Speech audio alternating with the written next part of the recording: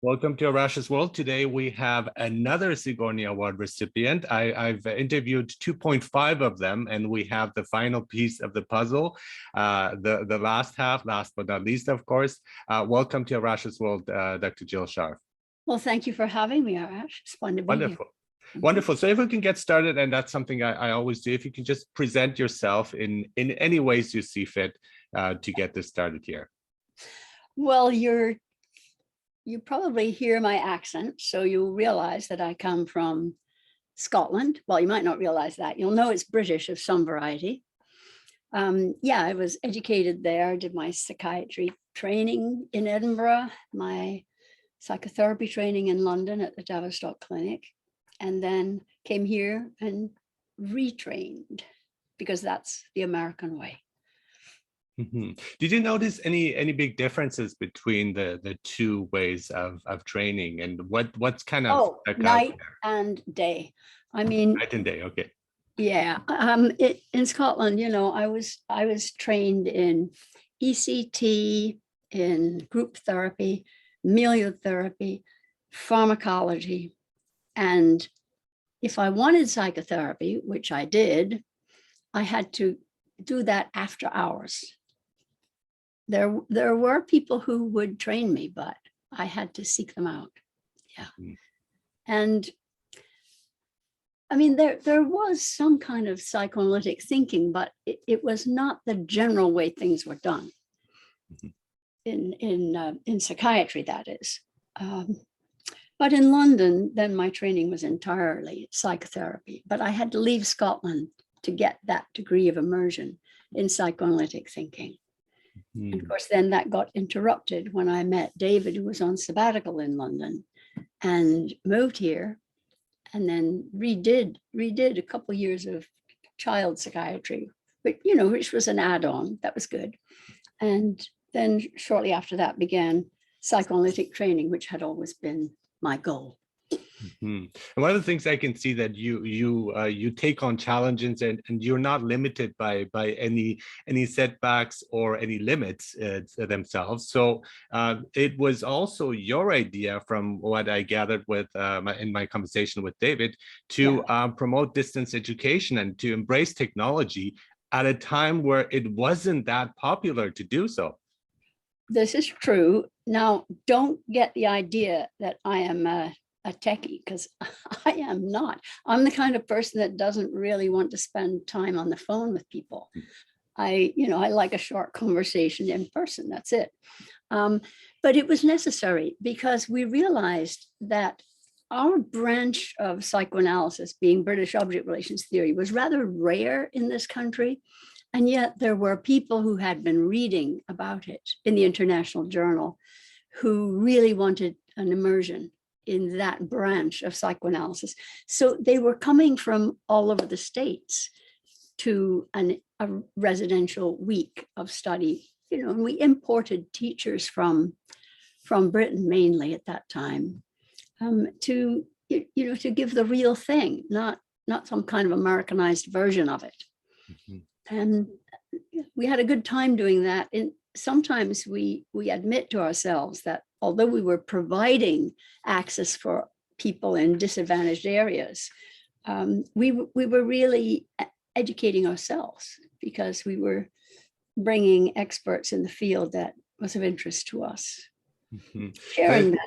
I think this is the power of technology, and I myself was mostly anti-technology just because I'm kind of old-fashioned. I like my books. I don't like reading on screens. I like physical books, and books. Exactly. And pages, you know where you are. Yeah, of course, I'm like that too.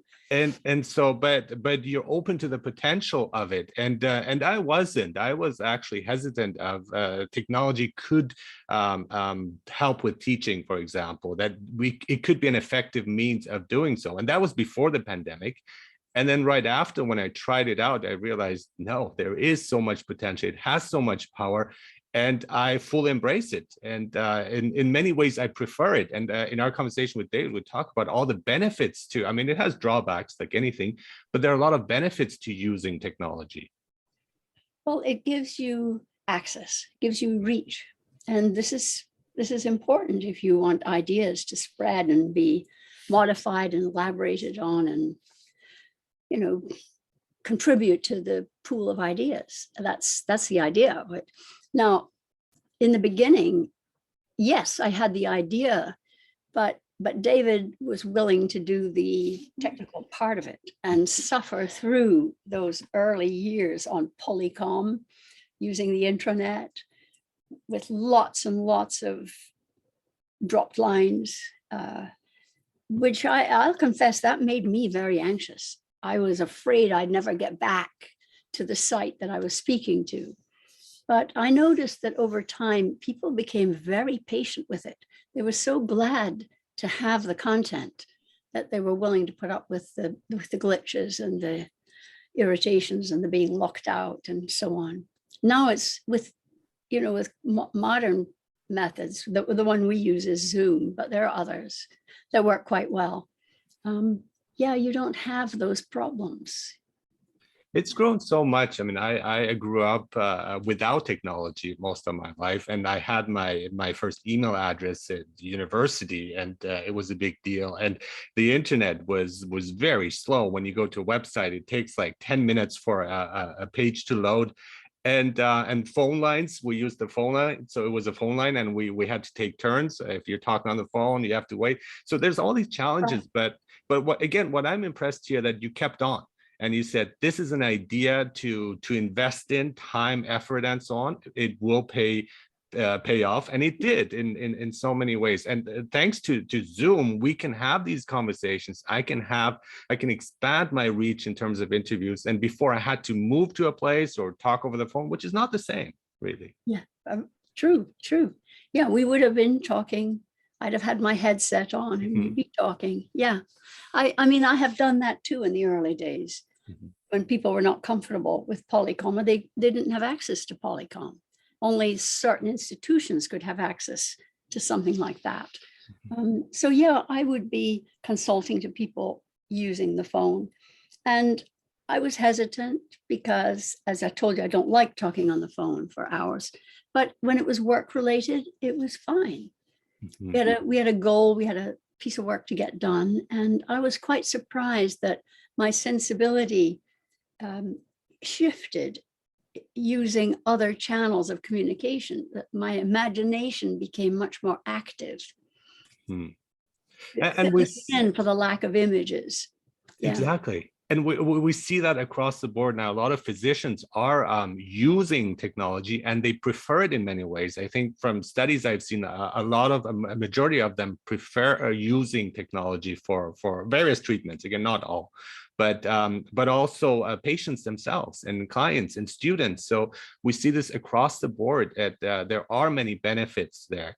Now, it cannot replace the in-person contact and conversation and so on. But do you think it's still possible to have intimate conversations over Zoom and using technology? To me, yes, most definitely. That's been my experience.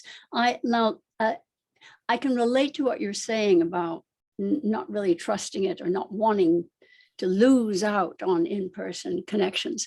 There are some people for whom it's essential to be in the same room. They want to sit on that chair that they know is your chair. They want to lie on your couch, that you have prepared this setting for them. They come to you and they want to be held there in your mind and in your office space. And there are others who don't need that. They can create their own space.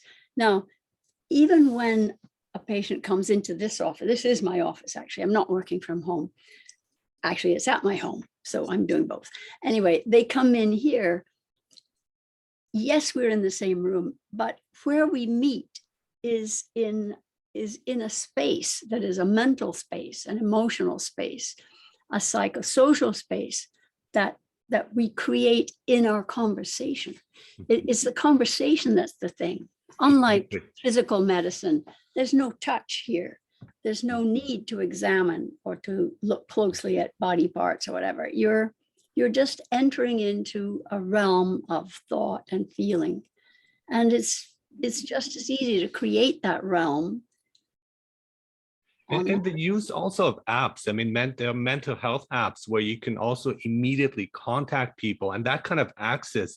And I like what you're saying, because we're meeting like halfway. This is my home and office, and this is yours. And you can also get a snapshot of where I live and my immediate environment, which you don't get when the person comes to your office. You're missing out on that information as well. Right. And you don't see the cat that wanders across the street. Exactly. Yeah. You don't hear the dog that's barking incessantly.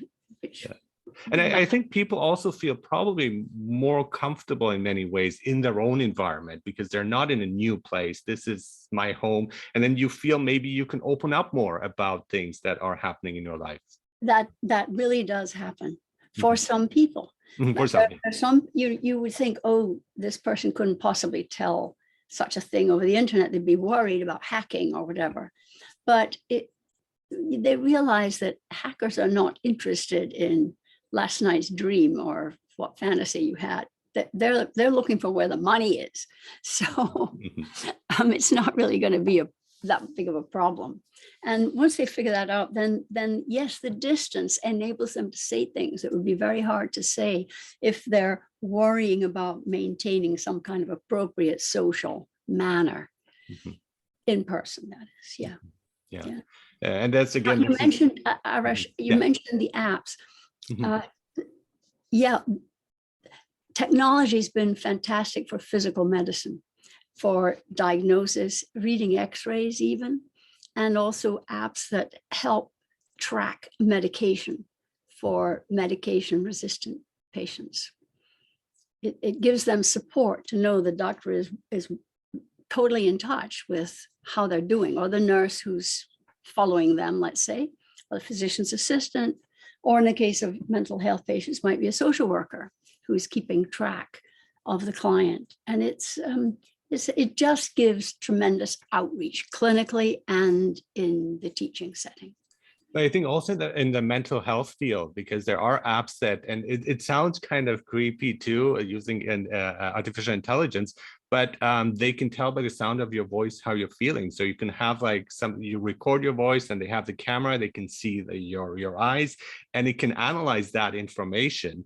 And so in many ways, you can have constant contact with the patient and just seeing their state of mind throughout the day. So it's applicable to many different areas as well, depending on how we use it. Well, a scenario as such as you're describing suggests that's a person who would otherwise really be in the hospital, and maybe they should be. So it's not good to use it as a substitute for a higher level of care. But it is good to use it if that person cannot be transported to a hospital, let's say. So, and we are going through a pandemic, and of course, but I think if there was any time that we could deal with a pandemic, it would be now. So this is in many ways the best time to have one, because again of technology that we have, because of being able to work at home, of being able to provide care remotely. I think that is hugely important. If it happened 20 years ago, 30 years ago, it would have been more devastating than it is now. It's still devastating, of course, but much more so, I would think. I think it's maybe the one good thing you could say about the pandemic. It has really encouraged people to move with the times and explore technology and not reject something that they've never tried. I mean, there were many therapists who felt strongly the body must be in the room with the therapist. And now they've discovered, while it may be preferable for some people, it's definitely not essential. But it's also shifted our way of thinking. Many things have happened, and I don't know if it's just the stress that is bringing out these movements and these emotions, or maybe it's because we have more time for introspection, because we are thinking about things more deep. Maybe we're saving more time because we're not commuting to work, and we have this extra time that we can spend in different ways. But I'm quite fascinated by how much comes into the open, and that was hidden before, and that we didn't really have access to. And again, through technology, through social media, through the media and so on, we are learning a lot of things we didn't read. We might have known about it, but it didn't come out into the open as much as it is happening now. That sharing of feelings, Arash, as you know, there's still a stigma about mental illness. Yes. People don't talk about their personal miseries easily. With the pandemic, we all have miseries. We're all stuck at home. We're all missing our friends. We all are regretful that we couldn't see our newly born grandchild for 2 years. Everybody is suffering. The young people aren't getting to go to the bars. The old people are terrified of dying. The parents are worried that their parents are going to die. We're all facing tremendous death anxiety and insecurity, and everybody's talking about it. And it's normal. Exactly. It's It's really normalized. It's equalized in many sharing. ways. Yeah. Yes, Yeah, absolutely. which is And pretty good. I remember when it started, because we were thinking, okay, well, this is happening in China. This is not affecting us. And this is the way of thinking we have: wars in this place, famines in this place. But now here we have something that it happens there. It happens everywhere. And we have it with the new variant, which happened in a different country. But now we are all suffering consequences together. So it's not just an isolated incident or event. We're truly connected in many ways. This is the global economy. Mm-hmm. And technology is driving airplanes all over the world. Of course, we're all in contact. We're in communication with other countries all the time. There's tremendous interconnectedness. I remember when the attack started in Wuhan, which was actually the first place I ever went to China to teach.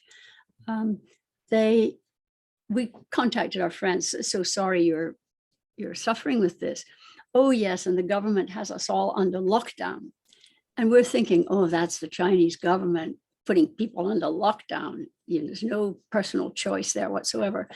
And at the end of the meeting, a month later, January, it's in San Francisco, I think it was. It came to the States.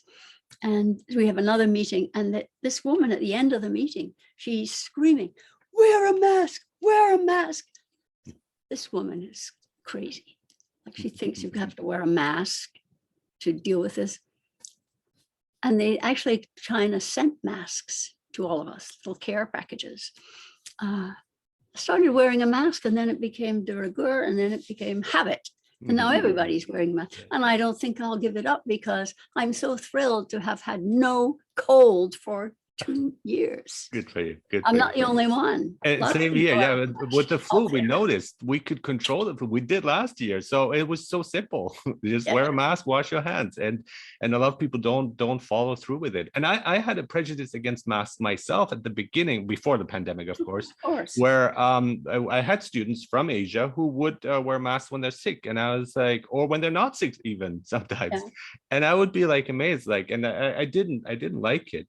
But then when we realized that this is something that's necessary, we started wearing as a family. My wife is a nurse, and she was telling me I have to wear a mask. So I was obedient. And people would look at us in a strange way. It's just they're kind of like, why these people, this family, all of them are wearing masks? What's going on with that at the beginning of the pandemic? And now it's perfectly normal. And now we stare at people who are not wearing them. So it's quite fascinating from a psychological point of view, how things are shifting so rapidly and views are changing so rapidly as well. And in different parts of the country, views develop in different directions. So there's kind of a fragmentation of the national response to the threat of the virus, which is, I mean, I'm all for people having individual choice, very much so. And yet there is a public health aspect to this that you have to kind of put yourself second, I think. But not everyone agrees with me. Everything, it needs to be in balance. I think for me, it's not just it's one or the other. It's like finding the right way of doing things, and what is the best thing to do in this situation, the healthiest, not just for myself, but for everyone else. Because as we're seeing, one thing that happens in a different country affects us so much more within the family, within the community, and we're in this together. I think that is something that should be the lesson of the pandemic. We're in it together. I hear that phrase all over the place. Yeah, we're in it together. But look, this is one thing that's great about Zoom. I can speak to you without a mask. Yes. And you get the full emotional contact with the person you're getting to know. So in the clinical setting, to be able to do that with a patient is much better than having the patient come in the office. I have to wear a mask, they have to wear a mask. It's an interference. Yeah, and what do you think are the consequences of that too? Because we are most of the information we get from our conversation is non-verbally, and or also we look at the person, we look at the facial expressions, the movements, and so when that's missing with the mask, how will that affect our means of communication with each other, as well as how will it affect the development of children? I mean, we still need to do a lot of research on it, of course, but what is your perception of this? I noticed that the children were scared of the masks. They're scared not to see the features they recognize as a face: 2 eyes, nose, and a mouth. Half of it's missing. It's frightening. But now that they've had experience with it, they just run around in their masks, no problem, relating to their friends, doing their schoolwork, and so on. Now, I did notice over the summer when the pandemic seemed to be lightening up, and they would run around without their masks. Then when they had to wear them again, there was a big reaction. They thought they didn't have, now they have to do it again. And then within a week or two, it's just the habit. It's unremarkable. Yeah. And it's also like, it's hard to read the emotions of the other person in many cases. I think we've gotten better because of practice of being in that situation. But in some cases, I would have to remind people that I am smiling behind the mask, that maybe doesn't come through, and just I'm joking, right? And those things. I'm joking. Well, yeah. And those things are hard. An essential. Those things are a bit harder to communicate. But I was talking with Jorge, who's also a recipient of the Sigourney Award, and we talked about masks and how it used to, it had 2 functions, basically. It was either the bank robber, the criminal who's trying to hide their identity, or the superhero who didn't want to know that who he really was. So he was trying to conceal his identity as well. So that has changed now, and I go to banks and I'm expected to wear a mask, where in the past that wouldn't have been possible. They would have called the police on me. I wonder if that makes life easier for the bank robbers. I think unprotected, and I never thought of that. but it also kind of goes also with masks that we are wearing in many ways, even though we're not wearing a physical mask. But I think there's a lot of people who are wearing a persona on like a different persona, project different persona to the world, whether it's through technology or again through the words and actions. And this is why I love psychoanalysis, because it gets to the truth, it gets to the root of the issue.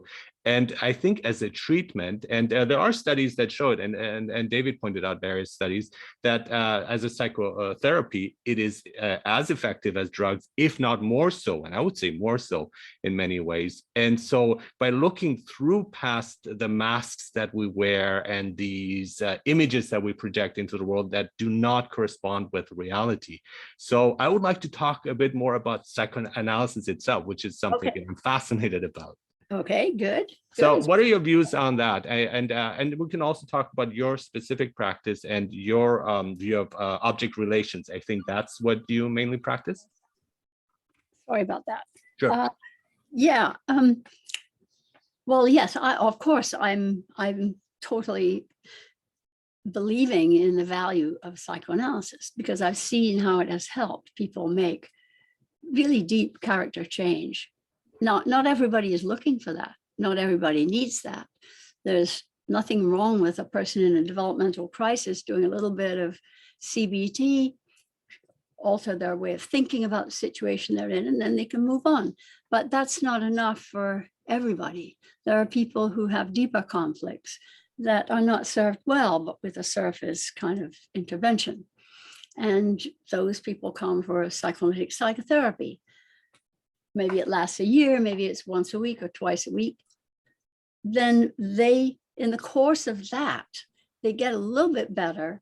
Maybe their symptoms are relieved, but they begin to see a world of possibility, of depth, of experience, of levels of inquiry that they couldn't imagine before. Their goals change, and then they seek psychoanalysis, which is a more leisurely and more intense way of learning about themselves. It's also something that therapists benefit from having. It gives them a capacity to resonate with a wider range of emotional distress that comes to them in their patient populations.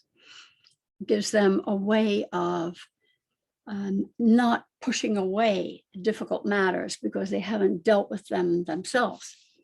The psychoanalysis for the therapists prepares the therapeutic instrument to deal with the challenges and the depth of difficulty that may come their way. And it is when you go through the process, and as I was basically analyzing myself and reading about it and going through the motions and feeling these feelings and traumas that I had in the past and continue to have, it is a very difficult thing to face. It takes a lot of courage to do so. And it is painful. It is not easy. It's not something that's a quick solution. A pill would be easy and then you're done with. It's something that takes time and effort and persistence and being consistent with it. But when you come out of it, it is so life-changing and life-altering. And just to give an example, like my emotional connection with the world was good. I was satisfied, but now I can see a much deeper level of commitment with myself, with my family, with colleagues, with nature. And it is so beneficial and so wonderful that I want other people to go through the same things as well, even though they don't want to. I want to, in a way, I'd like to push them in that direction. And that's hard to do too, with the resistance they would have in that sense. Yeah, I've found pushing doesn't help much. Yeah, I know. In any circumstance. Yeah. But what you're doing is showing people what's possible. Mm-hmm. Mm-hmm. And some will pick up on it, some will not. Mm-hmm. And I have a lot of psychologist friends. They're my favorite people to hang out with and to talk to. And before I was just locally with instructors who would teach psychology, and I would get along with them really well. And now I can do it through Zoom and across the world, which is even more impressive. Yeah. But and they are my favorite people. But I'm thinking, like, you see things so much more clearly, and now I can, in many ways, I can do that too. I'm not a psychologist or a therapist, but I can see a lot of things that I hadn't seen before, and I can see what the issues are in various people around me, whether it's friends, colleagues, or even family members. But I was always like thinking, why don't they tell us? Why don't you guys tell others what's wrong with them to help them? And I think the answer I came up with myself is because we can't push it onto them, like you are saying, and it's really their decision, but we can point the way. We can show with our actions, like you're saying as well. Yeah, well, you use YouTube to reach people, teach them about it. I haven't done that, but we make videos and video lectures and so on that people can get access to help them see what's possible or what other people have found helpful. The other thing is that we've applied psychoanalysis to our family therapy. Family therapy has become very systematic in this country, although it was invented by people who were analysts who then turned against analysis because they found family therapy so much more effective. But we like to do both, and we see the psychoanalytic attitude quite helpful in working with families. And then the treatment of the person who comes to you for intensive individual treatment is shared with the family in the family setting. Thus, psychoanalysis has a prophylactic function, which I think you're very interested in. Prevention of mental illness through sharing understanding, not necessarily through clinical work. And prevention is so important too when we talk about physical health, and we do accept it. We say, well, eat well, good nutrition, exercise, and so on. But I don't think we do enough of mental health, of like, and this is slowly coming into focus now by sharing your feelings and accepting your feelings and all that. but it's still new in many ways, except if you are in that circle where you understand it. And I think we really need to move towards that, so everyone can benefit, and not just the people who seek help, but other people as well who are not seeking help. Correct. So there you come into the topic of consultation. Yeah. Working with school counselors, let's say, Mm-hmm. who meet lots and lots of children at the same developmental stages, and they're helping them come to terms with who they are. They're trying to understand their identity. They're trying to deal with peer relations. They're anxious about their futures. There's a lot of work that can be done. And with a psychoanalytic approach shared with those counselors, they can help the children go a little bit more deeper into the basic questions that adolescents are dealing with. Particularly. Absolutely. Yeah. Also, it can change the dynamics in the school. The way the hierarchy is imposed on others can be lessened. Working with doctors in emergency rooms, you can help them bear the stress of, well, under the pandemic, they're dealing with immense stress. There are often too few resources for them to access for their patients, and makes them feel terribly inadequate and hurting on behalf of the patients. So teachers, people who are in religious settings where they're counseling parishioners or members of a synagogue, let's say, they can all find psychoanalytic understanding useful, Yes. Especially if it's paired with understanding of group dynamics. Yes, absolutely. I would love that. And this is not all counselors and therapists are created equal. And so I've seen the counselors at schools and so on when they talk, and I realize that there are issues there with the counselors themselves. So there are things that they haven't resolved, and I can see that from my perspective, but they don't see it. And they're the ones who are counseling me and telling me things about my son. And there was an issue where with a counselor who I strongly disagreed with, and I was correct, because the problem was a specific teacher that my son was suffering from because of her style, and she was abusive and cruel to the kids. But then it was kind of reflected back on my child as saying he's an anxious person. And he's sensitive, but not anxious. And so the stress he would feel, once I said, let's move him to another teacher and the problem will disappear. But the counselor said no. And they even wanted to say, well, let's look at maybe some types of medication. I said, no, this is not working for me. And I can see all these like dynamics that go on of projecting things onto others, and transference and all that. And I realized that. And I said, well, okay, let's see. Results matter.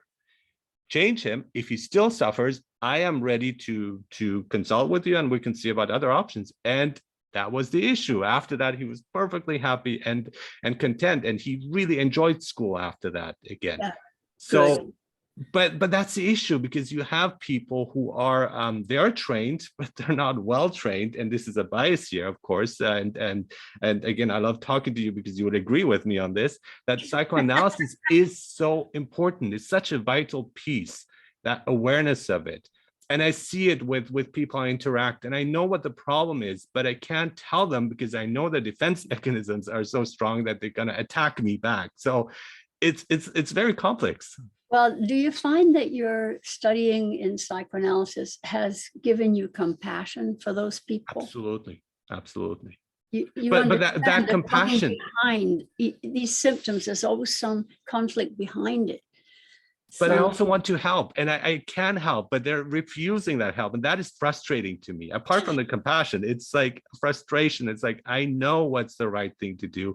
But and I've seen it also in the field that I work in education, because I've always talked about being interactive and having a class that is fun and engaging. And that was not the case when I was going to university. And so they treated us as this glass that needs to be filled. And I said, no, the glass is already kind of full with other stuff that we can combine. And I can use my knowledge to add to this. And the teaching would be just lecturing when I was at university. And just recently that's changed. And there's this shift. It's like, yeah, student needs are important. I've been saying that for like 10, 15 years. And why is nobody listening to me? But again, that's another part of the frustration. But I'm glad it is happening, though. So. Well, with distance education, we've realized we really have to be very careful about engaging the participants. You can't just lecture at them. You have to use PowerPoint to give them images to look at. They can't just be all text. There's got to be some graphics to make it lively. And you have to take pauses frequently for people to respond, ask questions, give feedback, share examples that will illustrate. And that way you can harness the wisdom of the entire group. And personal examples, and I use music in my classes as well, because I teach languages, and that helps. And just kind of varying it. It's like, but also sharing personal information. That I think that really helps, that rapport with students, as well as sense of humor. I think, and that is lacking with some academics. Again, I don't want to generalize, and I didn't have that in my experience. Not enough, I think. And it is so helpful. It doesn't diminish your seriousness about your work. I mean, you can be serious, but still have fun. I think fun and work can go together as well. So I think we need to find a balance between these things as well. Well, hopefully they will go together. You know, there are two qualities that are very important in life. One is a sense of humor, and the other is common sense, sensitivity to others. That's what. Yeah, absolutely. And when people who don't have a sense of humor, I'm already get suspicious of them. And I think there is some trauma there, that you don't have a sense of humor, or you can't appreciate it enough, that you're just so tense that it's not working for you. So, and one thing that really helped me in my teaching, that was actually, apart from psychoanalysis, I would say, doing improv really helped me. Because improv is like, you have to deal with situation and be funny on the spot. And I remember before that, I would think of a funny line, but I would be hesitant. It's like, well, what if they react this way? What if it's not funny? What if it's taken out of context and they're offended by it? And then by that time, the time has passed and it wouldn't be funny anymore. But in improv, you have to act on the spot and be spontaneous. And that was such a good experience for my teaching, I found. Yeah. Well, I've got to say, teaching psychoanalytic theory involves teaching about primitive mental states. It's not too easy to crack a joke about that. It can be very, very hurtful. Yes. So we're somewhat limited, but when it comes to relating personally to the students, I think that although we don't tend to share personal details, I mean, there are branches of psychoanalysis where they believe the therapist should be very real and share their own personal histories and their own traumas and so on, as a way to of an extent. I mean, yeah, but we don't believe in that at all. We think that the treatment is for the patient. What we'll do is look at how we affect that patient, how our mannerisms or our thinking bothers a patient or elucidates moments for the patient. We examine the relationship that develops between us and use it as a laboratory for understanding their path through life in other relationships. And I think teaching and learning go hand in hand, because as we are teaching, we are learning. So they are not, it's not, and that was the idea before, that I am the teacher and you are the learner, but that separation, it does not exist. And it's a continuous cycle where we learn from each other as we're going along. You know, this is something we found teaching in China. Those therapists who, they've been successful students, they've gone to university, they've trained as a therapist, they are used to passive learning. They're used to sitting in a group and listening to the expert. So you come in as a therapist or a therapy teacher, and they see you as the expert. You are there to deliver your opinion or to tell them what to do. For them to accept the concept of we're working with the wisdom of the group is just like really foreign. And for it them, takes a while for them to go along with it. And I've worked in and with international students from various parts, and Asian students as well. And I know their sense of like the idea of perfection, that you are also kind of like a father figure to them as an And you instructor. better So be perfect too. and you better be Yes. perfect. And that's it. When I get a question, I say, I don't know. It's like I just lost their attention, their respect. It's like Oh, you dear. cannot do that.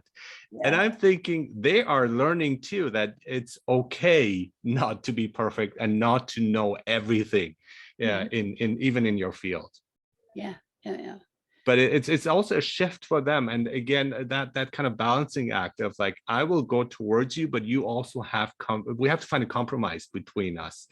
And it depends. I found it very interesting. Depends on who I'm dealing with, who my students are, because I cannot use the same style for people from this country than others. So it is a bit of a challenge, but it's also, I see it as an opportunity to learn more about their culture as well. Yeah. Well, it's a negotiation. Negotiation, I like that. You're Yes. there to teach what you know. You're there to learn what they know, Mhm. which will improve the value of what you have to teach if you can match it to what their needs are. Mhm.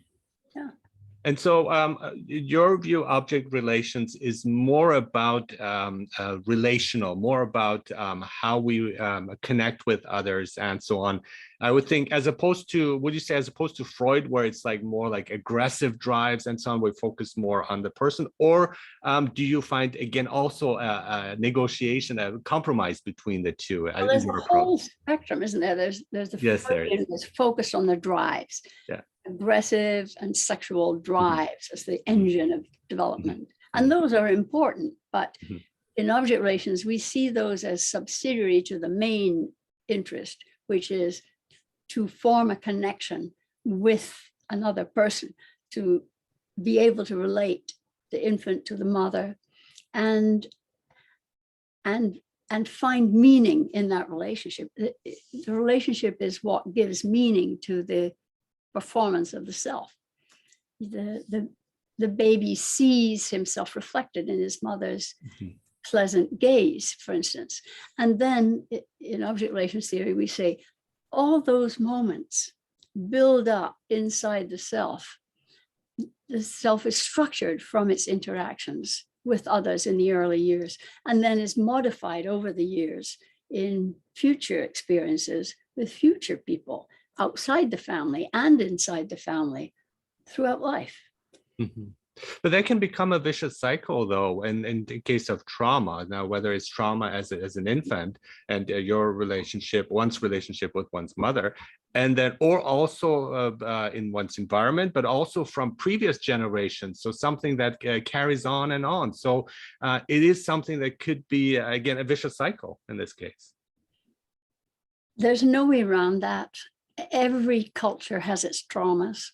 Mhm. Okay, I come from Britain. The big trauma there was the First World War, which decimated parts of the male population.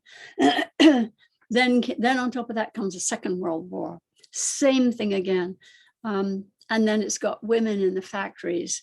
Women are suddenly discovering their strengths and their value and their contribution, but they're losing their men. They have to replace the men in many cases, even after the war, because so many have died. So then in my family, there are many maiden aunts, which as a child, I never understood why these maiden aunts lived with their sister and husband. It's like, that's not what's happening in my house. What is that about? And they didn't really explain it to me. But later I realized these women had lost their fiancés in the war, and there was no other man to turn to because there weren't any. So that affects the way a child experiences the world. You realize that women can do fine on their own. They can support themselves, but that they deal with a lot of loss. And so then it was very important to me to be a woman who could support herself and not count on anybody. But a lot of it is unconsciously too. It happens unconsciously. So it's really bringing it out that you can deal with it, and we're not encouraged to do so in many cases. And even when you go to a professional, they might not even look at that if they're not psychoanalytically trained. So, and I think that's a huge loss, because there's so much that we can overcome. Some who've been psychoanalytically trained, they're so focused on the individual roots of conflict and so on. The individual unconscious is what they study. But others, and I count myself in that group, and I think you do too, really want to set the person in their context, in their family, in the past of that family, in their culture, in the past of that culture. It's more holistic. Yeah, absolutely. And so something that the country, the US, is suffering from is that history, that dark stain of slavery and what is going through. But we see that it affects everyone. It has these like repercussions for everyone that has lived through it, and it's kind of in a different way in Germany with the Nazis. And so you have this guilt, this shame, these feelings that are continue to exist on an unconscious level until we deal with them. And I think we don't do enough in facing that and really openly talking about it and accepting it in many ways. I think that's beginning to happen in this country. Beginning to happen, yes. I really give Germany a lot of credit for how they have really dealt with the actions of their forebears and its impact on their mentality and on their relationships in Europe. And look how they really improved things for a lot of their countrymen and emerged as leaders in the European Union, which was like unthinkable that Germany's chancellor would be the chief politician for the whole of Europe. Unbelievable recovery from a very, very dark period. But that attitude of I'm better than you, or there are certain groups that are beneath, almost beneath contempt, they're just to be got rid of. That's still with us. I grew up in Germany, and in a conservative town, and I experienced a lot of those things, and personally, and which was directed against me. And so it is traumatizing, and it's for them too. I do understand that, but that is what you're mentioning. I'm better than you. This is something that a lot of people, this misconception, a lot of people have it. And it is based on insecurity, and it's based on not facing one's fears or oneself. And it replicates trauma, and it creates more trauma for others, and then they continue. So it's like this. It's kind of, we're trapped in many ways. Well, I think that dialogue is the answer, but also political measures need to be put in place, kind of regulation of equality of financial opportunity and the capacity to build wealth handed down from one family to another. But also empathy. I mean, just basic things like empathy, because their conception is, well, these people are bad and evil, these foreigners. And I had friends who had these thoughts, and they said, well, I'm different. And I grew up, and I was born in Iran, but grew up in Germany. And so they say, we like you, but we don't like others who look like you. And so it's like, there's no consolation there. It's like, well, if another person sees me, they would threaten me. And so you never feel at home. And I think this is coming out here with a lot of experiences of immigrants now, that we are talking about that, and the effect of not just racism, but it's not being accepted, not being fully integrated in a society. It's seen as the other, and that creates trauma. Yeah. Yeah. Well, in my case, I look like the other white people in this country. Can't tell by looking that I'm an immigrant too, but I have felt, I don't have the same history. I know other things. I laugh at other old TV shows. Like, I never saw, what's his name, Johnny somebody in this country. That I don't know those old jokes. I can't connect to it. But as I say, I look that way. And then I realized that I used to defend myself in the slavery context by saying, yeah, but I'm from Scotland. We didn't have that there. I didn't grow up with that. It's a terrible thing. And then I realized, went to the African American Museum here. I realized Scottish sea captains were running the slave trade. Mm-hmm. And I'm not guilt-free, not at all. If I look at the historical perspective, there's a lot to work through, and it's hard to find the words. I didn't live here in the era, the civil rights era. I've had to read about it. I wasn't there, mm-hmm. which makes a big difference in how you comprehend the culture that you're in. So everybody has a different struggle, of course, to locate themselves in the current conflict, but we all need to work on it. Mm-hmm. I mean, just because of my own personal experiences, I don't feel like I have a certain country or home, and wherever I am, that's my home. So it's good in a sense, but it's also very, I feel displaced in many ways, because I cannot relate when people are nationalists. It's like, for me, it doesn't make sense. But at the same time, there's this longing, it's like, well, I wish I had something like that, which I don't.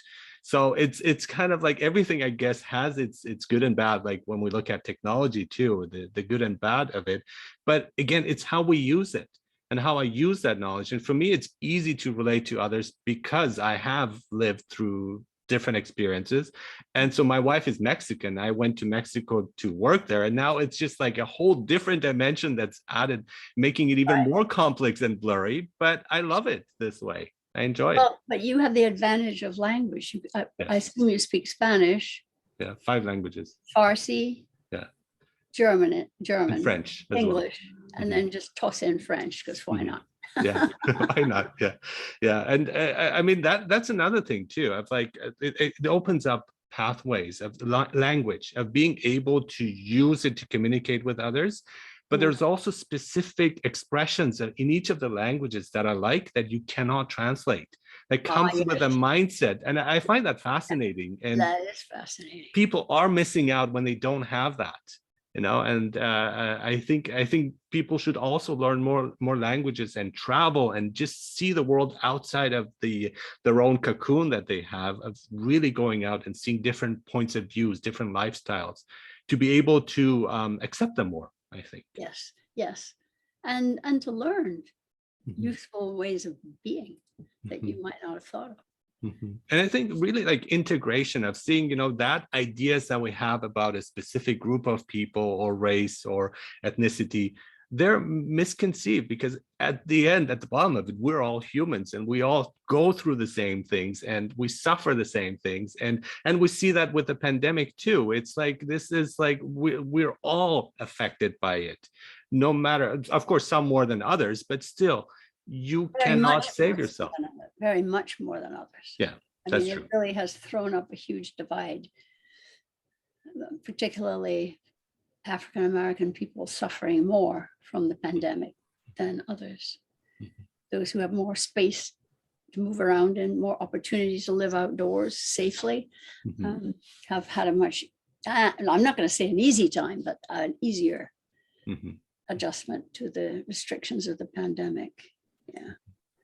I think one of another thing I'd like to just talk about here is also honesty, of being honest with oneself. And there is a lot of deception now, whether it's, so we're talking through social media, friends, family. Yeah. Exactly. And so I think of being able to face oneself, having that courage, and being able to accept our own flaws that we have and misconceptions and ideas. And that's across the board. I mean, we don't want people who victimize themselves. We don't want people who, we just want to really face things and saying, okay, just from an objective point of view, what are my strengths and what are my weaknesses? And so, and then deal with them. Yeah, but I don't see enough of that. Capitalize on the strengths, deal with the weaknesses. And accept them. And it's okay. And related to that is accept my part in any problems. Absolutely. Locate myself in the whole conflict and see, where do I stand and what can I do about it? What have I done to contribute to this problem? and what can I do to solve it? Mhm. Yeah, and yeah, really facing oneself the way one is, and that's the great thing that neuroscience has shown us, that we can change a lot of things. We are not stuck. Our brain changes and our emotions change, and that influences our brain and our body, and it's all kind of, again, interconnected, which is fascinating. And but it also, again, it gives us a lot of opportunities, but also a great amount of responsibility of making sure that we are on the right path and checking with ourselves. And in our societies, I don't think there is enough of that. And I'm blessed with being a more introspective person, but I think we all can really, like, working with ourselves is so vital. And a lot of people just try to escape it or run away or distract themselves, and really, like, sitting still and facing oneself, I think is hugely important. All I can do is put a big rubber stamp on what you just said.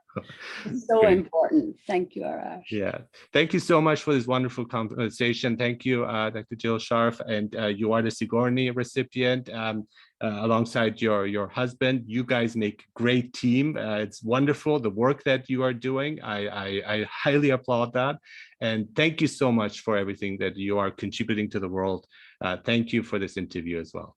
Thank you very much, Arash. It's been a great pleasure. Bye-bye. Bye.